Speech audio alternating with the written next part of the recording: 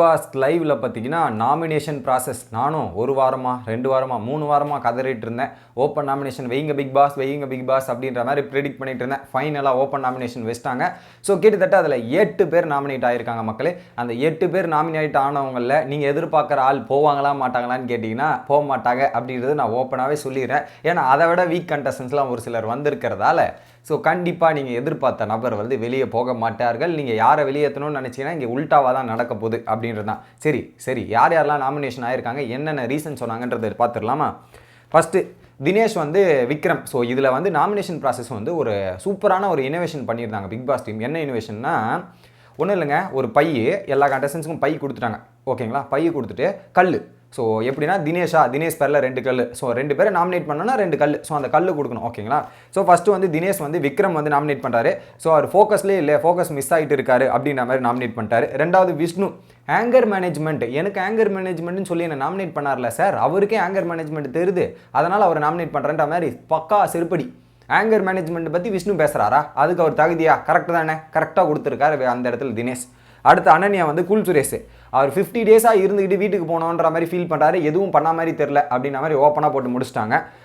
அதான் Purnima individual play பண்ண மாதிரி தெரில, குரூப்பிசமே இருக்க மாதிரி தான் இருக்குது, அது நிறைய இடத்துல உங்களுக்கு பிராக் ஃபயர் ஆகுது அப்படின்ற மாதிரி ஓப்பனாக அடிச்சிட்டாங்க அனன்யா.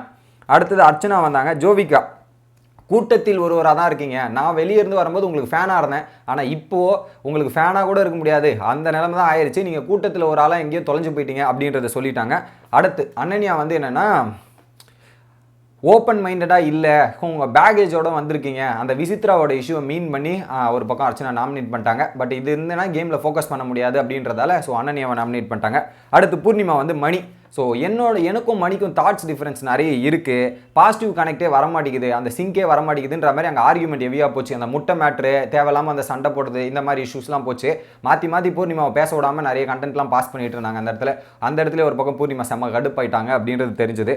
அடுத்து அனன்யா வெளியே போயிட்டு வந்து பேசுகிறீங்க, வெளியே போயிட்டு வந்து அந்த கேமை வச்சு பேசுகிறீங்க, நீங்கள் கரெக்டாக பண்ணலை அப்படின்ற ரீசனை வச்சு பூர்ணிமா அனன்யாவை காலி பண்ணிட்டாங்க. அடுத்து விஷ்ணு வந்து அனன்யாவை என்ன ரீசன்னா, ராங் ஜட்மெண்ட் கொடுக்குறீங்க, நீங்கள் பர்சனல் செக்ரட்டரியாக நான் இந்த வீட்டில் யாருக்காகவும் இல்லை, நீங்கள் அனலைஸ் பண்ணி கரெக்டான ரீசன் கொடுத்தீங்கன்னா அக்செப்ட் பண்ணியிருப்பேன், பட் இது அக்செப்ட் பண்ணுற ஏற்றுக்கிற மாதிரி ரீசனே இல்லை, ஒத்துக்க முடியாது அப்படின்றதால் திரும்ப கொடுத்துட்டாரு. அப்புறம் ஜோவிகா கேம்லேருந்து அவையவா போயிட்டீங்க, கேம்லேருந்து நீங்கள் தொலைஞ்சு போயிட்டீங்க, கேம்லேயே ஆளக்கானோம் அப்படின்ற மாதிரி விஷ்ணு போட்டார். கூல் சுரேஷ் விசித்ரா மேம் சண்டை போடுறது என்ன, அவங்க நிறைய இடத்துல சண்டை போடுறது எனக்கு பாதிக்கும், அதே மாதிரி சாஃப்ட்னஸ் இல்லை, அதனால் நான் அவங்களை நாமினேட் பண்ணுறேன்ற மாதிரி விசித்ராவுக்கு ஒரு ஓட்டு போட்டார் கூல். அடுத்து மாயா 2 வீக்ஸாக வந்து அப்படியே பதுங்கி பாயிற மாதிரி இருக்காங்க. ஸோ அந்த மாதிரி இருந்தால் நமக்கும் டேஞ்சரில் என்னையும் ஆப்படிச்சிருவாங்களே அப்படின்ற மாதிரி மாயாவுக்கு ஒரு ஓட்டு. விஜய் வர்மா மணி. ஸோ அவர் டைமுக்காக வெயிட் பண்ணி யாரை இப்படி பண்ணலாம் அட்டாக் பண்ணலாம் அப்படின்றதுக்காக காத்துட்ருக்காரு அப்படின்ற மாதிரி. அப்படியே காத்துட்ருக்காரு தெரியல எனக்கு. ஓகேங்களா? அடுத்தது ரவீனா இன்ட்ரெஸ்ட் இல்லாத மாதிரி இருக்காங்க, இன்ட்ரெஸ்ட் இல்லைனா வெளியே போயிருங்க, எதுக்குங்க இந்த ஷோக்கு வர, இன்ட்ரெஸ்ட் இல்லை கிளம்புங்க அப்படின்ற மாதிரி ஓப்பனாக சொல்லிடுறாரு. அடுத்து விக்ரம் மணி சொல்கிறாரு, அட்வைஸ் கொடுக்கறது ஆனால் அவர் ப்ளே பண்ணல, அட்வைஸ்லாம் கொடுத்தாலுமே அவர் ப்ளே பண்ண மாட்டேங்கிறாரு. சாரி, விக்ரம் வந்து மணியை சொல்கிறது என்னென்னா, அவர் நமக்கு அட்வைஸ் கொடுப்பாரு ஆனால் அதை அவரே பண்ண மாட்டார், அதை அவரே ஃபாலோ பண்ணி கேம் விளையாட மாட்டார், அவரே லேகாக இருக்காரு அப்படின்ற மாதிரி ஓப்பனாக அடித்தார். விசித்ரா என்னன்னா, அனன்யா வந்து வீட்டுக்குள்ளே எமோஷனல் வச்சு பிளாக்மெயில் பண்ணுறாங்க, எமோஷனல் வச்சு கேம் விளையாடுறாங்கன்னு அனன்யா சொன்னால அதை ஒரு ரீசனாக எடுத்து வந்து இங்கே சொல்கிறாரு. எப்பா உன் ரீசனை சொல்லுன்னா அனன்யா சொன்ன ரீசன் இங்கே அப்படியே ஒப்பிக்கிற, என்ன விக்ரம் சரியில்லையே இது. அடுத்து நிக்சன் வந்து அர்ச்சனாவை கேரக்டர் மாற்றி இருக்குது, ஃபேக்னஸாக இருக்காங்க, இப்போ வந்து ஒரு சில விஷயங்கள் வந்து ரவீனா மாதிரி பண்ணுறாங்க அப்படின்ற மாதிரி ஃபேக்னஸாக கொடுத்துருக்காங்க. ரெண்டாவது விக்ரம் டிஸ்டர்பன்ஸாக இருக்குது, அவர் கேமில் இன்வால்மெண்ட் இல்லாமல் வெளியே நடக்கிற இஷ்யூவை பற்றி அதிகமாக யோசிச்சுட்டு இருக்காரு, வீட்டில் நடக்கிற பிரச்சனையை பற்றி யோசிச்சிருக்காரு, அதுக்கு வெளியே போயிடலாம் அவர் அப்படின்ற மாதிரி சொல்லிட்டாரு. ஜோவிகா கூல் சுரேஷ் வந்து ரொம்ப சேஃப் கேம் விளையாடுறாரு, தேவையில்லாமல் இடத்துல வந்து பிரச்சனையை கிரியேட் பண்ணுறாரு, மாற்றி பேசுகிற மாதிரி இருக்குது அப்படின்றத போட்டாங்க.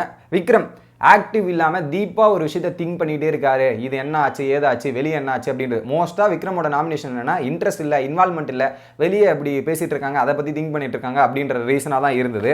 அடுத்து Vichitra cool Suresh oil waste பண்ணுறாரு, சாப்பாடு ஒழுங்காக இது பண்ண மாட்டாரு, தேவையில்லாமல் இடத்துல சாப்பாடு செய்யும்போது சாப்பாடு நல்லா சமைச்சு போகிறேன்றாரு, ஆனால் ஆப்போசிட்டில் வந்து அந்த சாப்பாடை வச்சே சண்டை போகிறாரு, இந்த சாப்பாடை வச்சே கேம் விளையாடுறதே எனக்கு பிடிக்கல அப்படின்றத சொல்லிட்டாங்க. விக்ரம் நீ சொன்ன ரீசனுக்காகவே நான் உன்னை நாமினேட் பண்ணுறேன், டேரக்ட் அட்டாக் இது, நீ என்ன சொன்னல நாமினேட் பண்ணல, நான் உன்னை நாமினேட் பண்ணுறேன் அவ்வளோதான் அப்படின்ற மாதிரி விசித்ரா டேரக்டாக அடிச்சிட்டாங்க.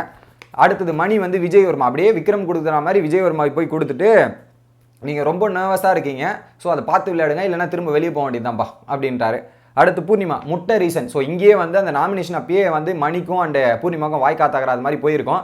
ஸோ அந்த முட்டை ரீசன் நானாக கிரியேட் பண்ணல, விஷ்ணு தான் கிரியேட் பண்ணார். அதுக்கப்புறம் கூல் சுரேஷ்லாம் பேசினாரு.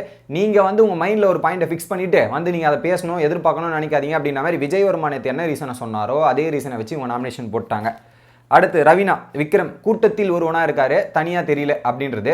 அதுக்கப்புறம் பார்த்தீங்கன்னா பூர்ணிமா இன்டெலிஜென்ஸை, ஸோ அவங்க மூளையை தப்பாக யூஸ் பண்ணுறாங்க, அதே மாதிரி அவங்க அதை இருக்கிற இடமும் தப்பான இடமா இருக்குன்ற மாதிரி டேரக்டர். ஆனால் எனக்கு பிடிச்சிருக்குது ரவீனா கிட்ட என்னன்னா கிறிஸ்பாக 2 பாயிண்ட் தாங்க. எல்லா நாமினேஷனுமே அவங்க அடிக்கிறதுலாம் 2 பாயிண்ட் தான், ஒரு லைனில் தான் இருக்கும் வேர்டிங். அந்த மாதிரி எனக்கு செமையாக பிடிச்சிருந்தது. அந்தளவுக்கு திங்க் பண்ணுற ரவீனா இன்னும் கேமில் நல்லா விளாட்னா நல்லா இருக்குமா.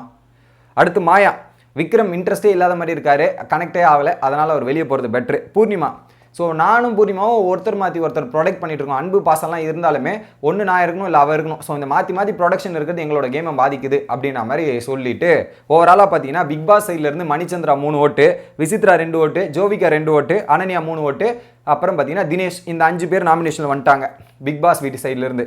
இதே ஸ்மால் பாஸ் சைட்லேருந்து பார்த்தீங்கன்னா விக்ரம் 6 ஓட்டு, பூர்ணிமா 4 ஓட்டு, கூல் சுரேஷ் 3 ஓட்டு. ஸோ இவங்க 3 பேர் நாமினேஷன் வந்துட்டாங்க. இப்போதைக்கு டேஞ்சர் ஜோனில் இருக்கிறது யாருன்னு பார்த்தீங்கன்னா கூல் சுரேஷ் மற்றும் விக்ரம் தான் இருப்பார். கூல் சுரேஷ் 2வது வாட்டி நாமினேஷன் வந்திருக்கிறதால அவரோட ஓட் பேங்கிங் எப்படி இருக்குது அப்படின்றது தெரியல. அதை தவிர்த்து விக்ரம் வந்து போன வாரமே வரலன்னு இருந்தோம், இந்த வாரம் வந்துட்டாரு. ஸோ அவருக்கும் ஓட் பேங்கிங் லோவாக தான் இருக்கும் அப்படின்றது எனக்கு தோணுது. அதை தவிர்த்து வந்து ஜோவிகாவோட ஓட் பேங்கிங் என்ன இருக்க போகுது அப்படின்றது நம்ம குறிப்பாக கண்காணிக்க வேண்டியது இருக்கும். மக்களே, உங்களோட கருத்து என்ன அப்படின்றத கமெண்ட் பண்ணுங்கள்.